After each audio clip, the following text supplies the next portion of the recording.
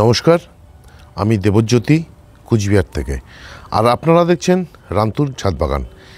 এই যে লেবু গাছের পাতার তলে এই যে জিনিসটি দেখছেন, এটা কিন্তু ক্যাঙ্কার। লেবু গাছের পাতার নিচে ব্যাকটেরিয়া জনিত কারণে এটা সৃষ্টি হয়। এর জন্য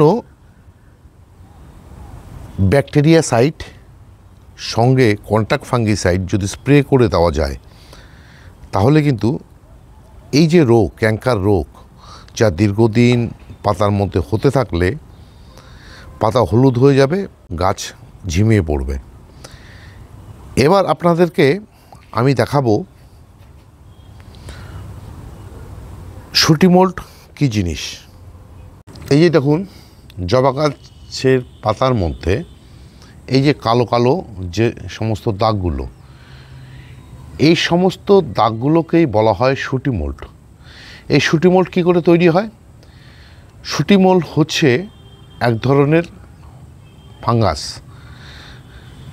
যা কিনা অ্যাফিড, সাদামাছি এবং স্কেল, এরা যদি এই সমস্ত পাতার মধ্যে বাস করে, তাহলে এদের মুখের থেকে মধু জাতীয় একরকম পদার্থ বের হয়।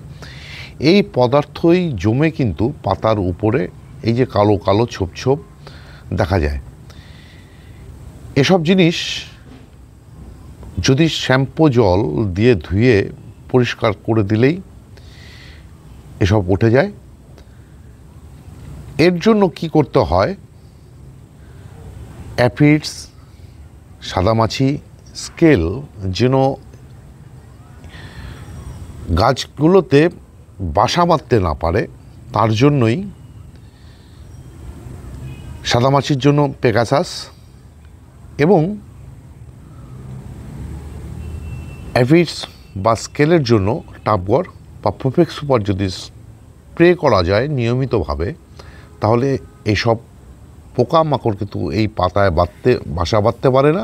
এবং এর থেকেও এই যে ফাঙ্গাসটি, শুটি মোল্ড ফাঙ্গাসটি, এটাও জন্ম নিতে পারে না। এই ছিল আজকের ভিডিও। ফাঙ্গাস জনিত কারণে শুটি মোল্ড এবং ব্যাকটেরিয়া জনিত কারণে ক্যাঙ্কার কিভাবে গাছের পাতা নষ্ট করে, তার উপরে ছোট্ট ভিডিও। ভিডিওটি ভালো লেগে থাকলে একটি লাইক দেবেন, কমেন্ট করবেন এবং আমার চ্যানেলটিকে সাবস্ক্রাইব করে নেবেন।